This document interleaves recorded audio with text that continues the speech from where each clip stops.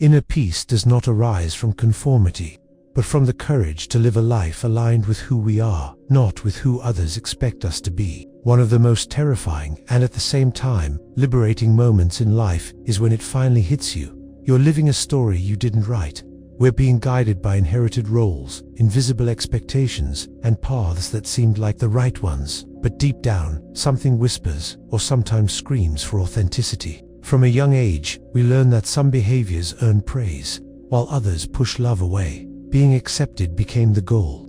And in that pursuit, many of us clung to the role of the ideal child. Obedient, polite, controlled. But what seemed like a virtue was actually a survival strategy. We grew up hearing compliments that were really disguised cages. You make me so proud. You've never been a problem. But no one ever told us that behind that flawless behavior lived a child who had learned to suppress emotions, swallow fear, and avoid any kind of conflict. What kind of love only exists when we're pleasing others? In analytical psychology, Carl Jung warns us, everything we deny in ourselves becomes shadow. And when we deny ourselves the right to make mistakes, to feel anger, to disagree, we create a silent shadow, one that will eventually demand to be seen. The perfect child grows up, but inside, there's a deep exhaustion, a silent scream, an emptiness that won't go away, even when everything on the outside seems to be working. This idea of perfection is brutal. It doesn't allow room for failure, for doubt, for vulnerability. But we weren't built to be machines. This illusion distances us from others. But more than that, it separates us from ourselves. In trying so hard not to be a burden, we stopped listening to our own pain. And when adulthood arrives, with real demands and inescapable decisions, everything starts to fall apart. The modeled child now stands before choices they don't know how to make. In relationships that demand real presence, in routines that require boundaries, a voice, a stand. And that's when the silent breakdown begins. On the outside, it might look like everything's fine, but inside, there's a constant insecurity, a feeling of improvising life day after day. Because here's the hard truth. No one knows how to live if they never learned how to be. Adulthood demands skills that can't be developed in environments where making mistakes is a sin. It demands courage. It demands presence. It demands emotional truth.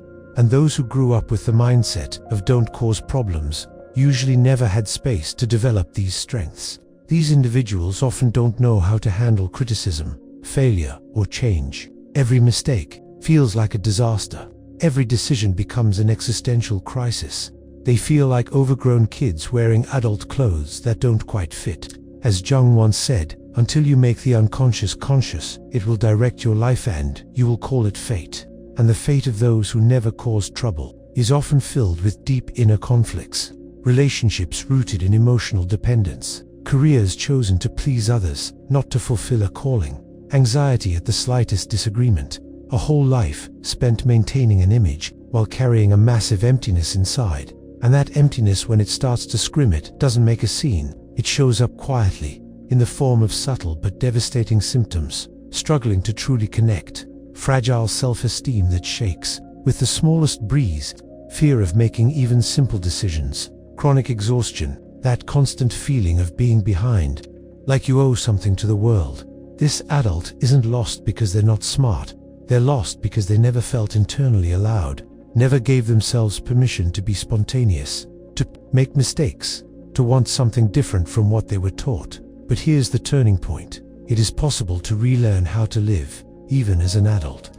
Even after all the patterns that were drilled into you. Because real maturity isn't about being flawless. It's about being whole. There's a heavy cost for trying to be perfect your whole life. Behind every model behavior, there's often a soul stretched thin. Not tired in the body, but in the spirit. Someone constantly on guard, watching every move, every word, every expression. Haunted by an inner voice that never quiets down, never feels satisfied.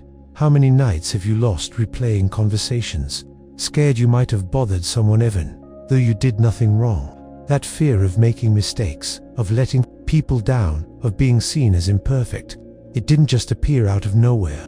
It was planted, often back in childhood, when we learned that our worth was tied to how well we performed, not to who we were at heart. But there comes a time when the soul begs for peace, when the heart craves honesty, when living just to please others stops being enough. And that's when real transformation begins. When you look in the mirror and finally decide to live your story, with mistakes, with doubts, with stumbles, but with presence, with truth, with freedom. Because in the end, it's not about how many days we live, it's about how much of us is actually present in each one. And sometimes, the most sacred things aren't shared, they're lived. Jean-Paul Sartre once said, "Hell is other people." But for the child who grew up constantly trying to please, the real hell isn't on the outside, it lives within. It's the watchful, self-critical mind, the invisible prison built by the fear of disappointing others. There is no peace when you're living under the constant judgment of outside eyes. In trying to avoid making mistakes, these people also avoid risk. They don't step into new experiences, don't make bold choices, and they shy away from voicing opinions that might go against the grain. They learn how to survive, but not how to live. And living requires more than just getting things right. It requires missteps, regrets, wrong turns. Life doesn't unfold in perfection, it blooms in the shared flaws. The vulnerable moments, here lies the great irony. In their desperate effort to never mess up, the child who never caused any trouble ends up living with a deep, silent suffering. The persistent feeling of never being enough, even when everything seems fine. It's a prison made of invisible bars, but bars all the same, and they grip the soul tight. There's a fine, almost invisible line between gratitude and guilt, and it's exactly in that space where the model child often finds themselves trapped. They love their parents, they see all the sacrifices made, and they feel a deep sense of appreciation for everything they were given. But as adulthood calls for autonomy, that love starts to blur into a quiet, suffocating sense of debt, as if, because they were so well cared for, they now owe their very existence to a lifelong act of repayment. This pattern leads to subtle, but deeply damaging behaviors. The hesitation to make choices that go against their parents' wishes, the fear of setting boundaries when those parents cross emotional lines or try to control every detail of their lives, the guilt for simply thinking differently, for wanting to live far away, or for choosing a life path that doesn't match the family script. This tension only deepens in families where the parents were loving, selfless, deeply present, because in these cases, the good child struggles even more to confront, to question, to say, honestly, I want to live my own way. It feels like betrayal. But here's the trap. Love is not submission. Gratitude is not servitude. And respect is not eternal obedience. Carl Jung once said that we are born as originals, but we can die as copies. And many good children live their entire lives mimicking the dreams of their parents, believing that this is what loyalty means. But true loyalty honors difference. It happens when parents accept that their child has grown, and when the child, in turn, honors their parents, not through blind obedience, but through authenticity and deep respect, because only then can the soul finally breathe. Only then can life, real life, finally begin. But building a life that truly makes sense to you requires a symbolic break, the famous cutting of the invisible cord. And that cut doesn't have to be dramatic, harsh, or painful. It can be quiet, loving, gradual, but it is essential, because no one can walk a genuine path while carrying the burden of never disappointing the ones who raised them. And there's a deep beauty in that process. By living authentically, the child who always tried to please also frees their parents from the exhausting illusion that they must remain the center, the ultimate reference, the only destination. Loving your parents doesn't mean staying a child. On the contrary, it means having the courage to grow in front of them, and in doing so, inviting them to grow too, to find a new place in the bond you share. Saying no might sound simple to some, but for those who grew up playing the role of the perfect child, that word carries a heavy weight, a guilt that feels far too big. How can you refuse a request without feeling ungrateful? How do you set a boundary without believing you're hurting someone? This struggle to say no comes from deep roots, the fear of disappointing. People who spent their lives trying not to be a burden learned that their value lies in being useful, helpful, always available. Saying no breaks that silent pact of obedience and approval. But there's a hard truth behind that silence. Every time we say yes to someone else when we don't mean it, we're saying no to ourselves. This inability to say no traps us. In that space, we don't make choices, we just react. An automatic yes, even when every cell in our body is screaming no.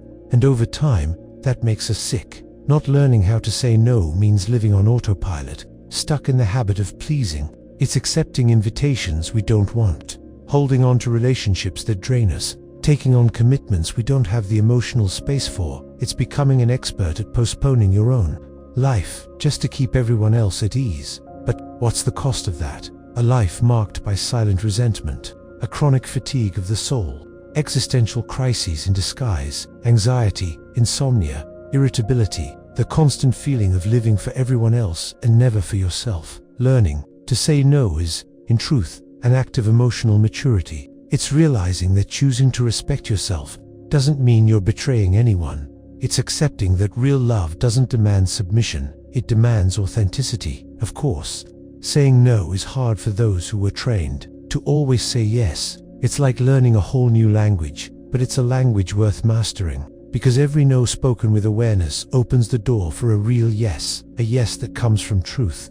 Living truthfully is what starts to set us free from the script of being the perfect child. Romantic relationships, by their very nature, are mirrors. They reflect our strengths, but also our wounds. The child who never caused any trouble, when stepping into a romantic relationship, carries with them the invisible weight of their story, the fear of being a burden, the constant urge to please, the struggle to express what they feel, and above all, the painful habit of to keep the peace. That pattern, unfortunately, doesn't go away when love begins.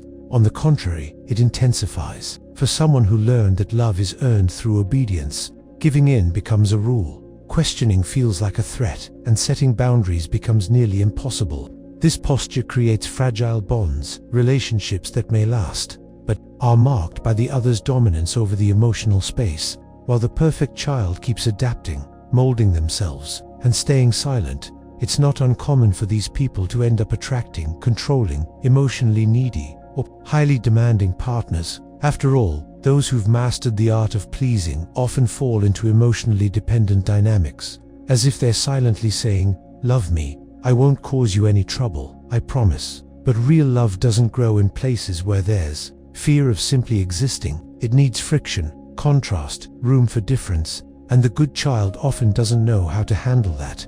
Used to adapting in order to keep affection, they feel guilty for wanting something different. They silence their desires, hide their discomforts, and little by little, start to lose themselves inside the other.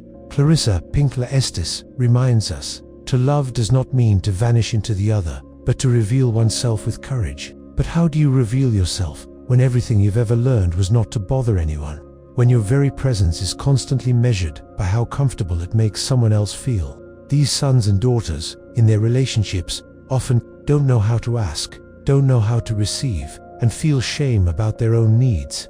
They believe love means taking care of others, but they don't know how to be cared for. And so, they end up creating imbalanced relationships, where one gives too much while the other gets too comfortable. Healing begins when this pattern is seen for what it is, when the child who never caused any trouble finally realizes that, in order to love truly, they must first truly exist, with desires, opinions, conflict, and boundaries. Because love is not the absence of friction, it's the presence of truth. No one can be fully loved while living in pieces, trying to fit into someone else's expectations. Freeing yourself doesn't mean cutting ties with your parents, your family, or your past. It means embracing that past, understanding its role, and then choosing a new path. It's a process much like what Carl Jung called individuation, the journey through which a human being becomes who they truly are, integrating the different parts of the psyche, including the shadows, the mistakes, and the unfulfilled desires. It means understanding that there is no freedom without responsibility, that living an authentic life takes courage, courage to disappoint, courage to change your mind, courage to start over, and above all, courage to exist without needing to be anyone's reflection. At first, it might feel scary, but it's in that shock that something lights up, the spark of a new identity, one that's not built from fear of failure, but from the boldness of being whole. Maybe you'll still be kind, caring, and respectful, but now, because it's part of your truth, not because it's a shield to avoid conflict, because there is nothing more powerful than living in alignment with your true essence. Even if it means disappointing some people along the way, even if it costs you their approval, Emotional freedom doesn't come from pleasing others, it comes from accepting yourself. And when you stop playing the role of the ideal child and begin living as the human being you are, something new opens up inside you, a space of peace. Not the peace of conformity, but the peace of internal coherence. Living in alignment with your own essence is an act of courage that transforms not only your life, but also the bonds you build around you. When you choose to be whole, even in the face of fear or rejection, you break invisible chains that kept your soul trapped in a role you never chose. That freedom is the first step toward a genuine existence where love, joy, and peace are no longer rewards you earn, but inalienable rights. Don't expect the world around you to understand this transformation right away. The journey to free yourself from other people's expectations is often lonely and challenging. But remember, every conscious no you say to what no longer serves you, every truth spoken with honesty, is a quiet victory over the shadow that held you back for so long. And slowly, you begin to realize it is possible to build a life that reflects who you truly are, not a reflection, but the source. And finally, know this quest for authenticity is not just a personal journey. It's an invitation for those around you to grow as well. Freeing yourself doesn't mean walking away. It means creating space where real love can flourish, free from masks, expectations, and fear. And it's in that space, that place of deep truth, that real peace lives. A peace that welcomes every part of you and allows you, at last, to live fully.